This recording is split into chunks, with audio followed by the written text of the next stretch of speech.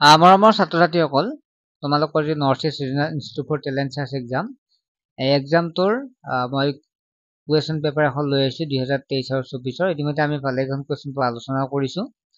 চ' ইয়াৰ উপৰি তোমালোকে যিকোনো পৰীক্ষা দিয়াৰ আগতে তাৰ বিষয়ে জনাটো অৱগত হোৱাটো অতি প্ৰয়োজনীয়, লগতে আগৰ কুৱেশ্যন পেপাৰখন চোৱাটো অত্যন্ত প্ৰয়োজনীয়। চ' আজি আমি এইখন তৃতীয় শ্ৰেণীৰ কুৱেশ্যন পেপাৰ হয়, আৰু ইয়াৰ উপৰিও যদি তোমালোকে মডেল কুৱেশ্যন পেপাৰ কিছু নোট যদি বিচাৰা তেতিয়াহ'লে আমাৰ পৰা ল'ব পাৰিবা, য'ত মাত্ৰ 39 টকাতে পেমেন্ট কৰিলে আটাইখিনি তোমালোকে পাই যাবা। পিকচাৰ ডিটেকশ্যনৰ পৰা অসমীয়া ব্যাকৰণৰ পৰা আটাইখিনি পাবা। যিটো হোৱাটছএপ নম্বৰ দেখা পাইছে এই নম্বৰটো SMS কৰি তোমালোকে ল'ব পাৰা। তোমালোকে লিখিলে হ'ল, ক্লাছটো লিখিলে হ'ল।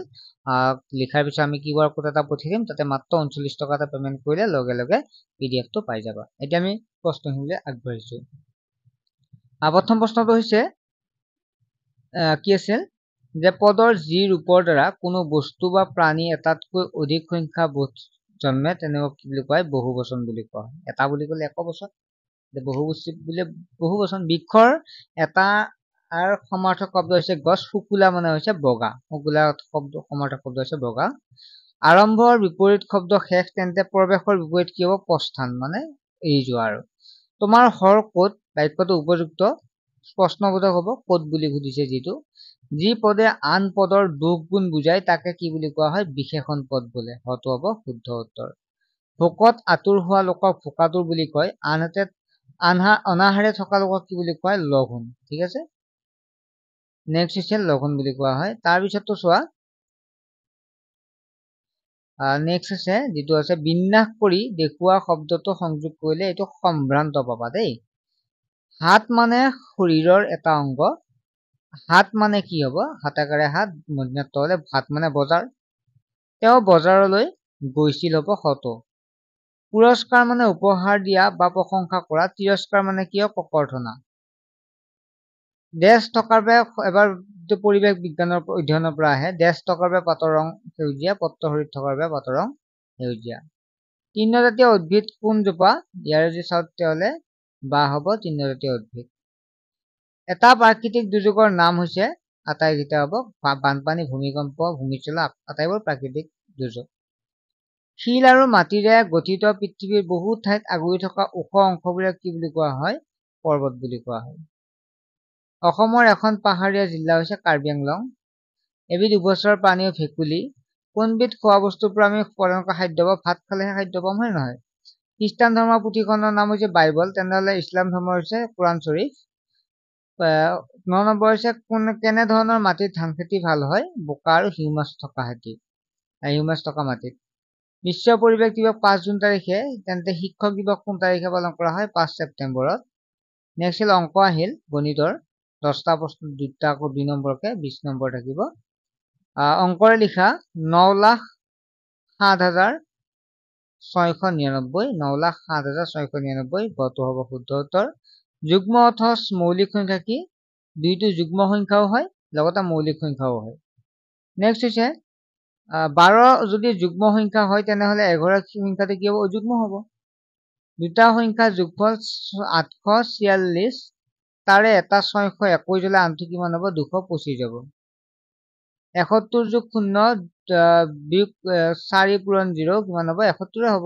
গতিকে ইয়াত অপশ্যন নাই, যদি এটা হ'ব, কাৰণ 4 দি 0 পূৰণ কৰিলে 0 হ'ব, নহয়? হেৰ দিয়া অংকবোৰ স্থান মান কি হ'ব? ইয়াত চোৱা, প্ৰথমটো 2টো দশকত আছে আৰু 6টো হাজাৰত আছে, দশক আৰু হাজাৰ। ছাত্ৰ ছাত্ৰীসকল চেনেলটো ছাবস্ক্ৰাইব কৰি ৰাখিবা। তোমালোকৰ এনচাৰবিলাকো আমি পৰীক্ষা দিয়াৰ পিছতে কৰি দিম। সকলোখিনি যিকোনো পৰীক্ষাৰ কাৰণে আমি চেষ্টা কৰিম হেল্প কৰিবৰ কাৰণে। চেনেলটো ছাবস্ক্ৰাইব কৰি ৰাখিবা দেই। একক ঘৰত যদি 1, 3, 5, 7 থাকে তেন্তে সংখ্যাটো কি? অযুগ্ম সংখ্যা হ'ব। যুগ্ম হ'লে 2, 4, 6 থাকে, হয় নহয়? 10 চেণ্টিমিটাৰত কিমান গ্ৰাম? 1 ডেচিগ্ৰাম। 16 লগত কি পূৰণ কৰিলে 80 হ'ব? 16 লগত 5 পূৰণ কৰিলে 80 হ'ব। 2 ঘণ্টা 30 মিনিটত কিমান হ'ব? 2 ঘণ্টা 30 মিনিটত 7200 ছেকেণ্ড হ'ব। সাধাৰণ জ্ঞানৰ পৰা একেধৰণৰ 2 নম্বৰকে 10টা আহে, 20 নম্বৰ থাকে। নটসূৰ্য নামে কাক অভিনেতাজনৰ নাম কি হৈছে? ফণী শৰ্মা নটসূৰ্য হিচাপে জনা যায়। ডিগবৈ তেল শোধনাগাৰটো কোন চনত স্থাপন হৈছিল? 1901 চনত। মৰুভূমিৰ জাহাজ বুলি কোনবিধ জন্তুক কোৱা হয়? উটক কোৱা হয়। প্ৰথম অসমীয়া কথাছবি নিৰ্মাতা জ্যোতিপ্ৰসাদ আগৰৱালা। প্ৰথম অসমীয়া কথাছবিখনৰ নাম কি? জয়মতী। মৰুভূমিত পোৱা উদ্ভিদ হলে সাগৰ ফেনা আন নাম কি জানে? কেকটাছ। চেনি উৎপাদন কেঁচা সামগ্ৰী কি? কুঁহিয়াৰ। অসমৰ প্ৰথম ভ্ৰাম্যমাণ থিয়েটাৰ হৈছে নটৰাজ। বগীবিল দলঙে অসমৰ কোন দুখন জিলাক সংযোগ কৰিছে? ধেমাজি আৰু ডিব্ৰুগড়। তলৰ কোনবিধ প্ৰাণী বেছি দিন জীয়াই থাকে? কাছ। বৰ্তমান অসমৰ মুখ্যমন্ত্ৰী ৰণোজ পেগু। তাৰপিছত প্ৰতি 2 নম্বৰ কি আছিল? কুতুব মিনাৰ দিল্লীত আছে, তেনেহলে তাজমহল ক'ত আছে? আগ্ৰাত আছে। আটাইতকৈ সৰু চৰাই হৈছে হাৰ্মিং বাৰ্ড। অলিম্পিক খেল কেইবছৰৰ মূৰত পতা হয়? 4 বছৰত। শিক্ষক দিৱস কোন তাৰিখে পালন কৰা হয়? 5 ছেপ্টেম্বৰত। মাধৱদেৱ শংকৰদেৱে কি বুলি সম্বোধন কৰিছিল? কমেণ্ট ছেকশ্যন জনাবা, মই পিন কৰি দিম। টেবুল টেনিছ আন এটা নাম হৈছে পিং পং। আটাইতকৈ টান পদাৰ্থ হৈছে হীৰা। ক্ৰিকেট খেলত এটা দলত কিমানজন খেলুৱৈ থাকে? 11 জন। 2, 3, 5, 8, 12।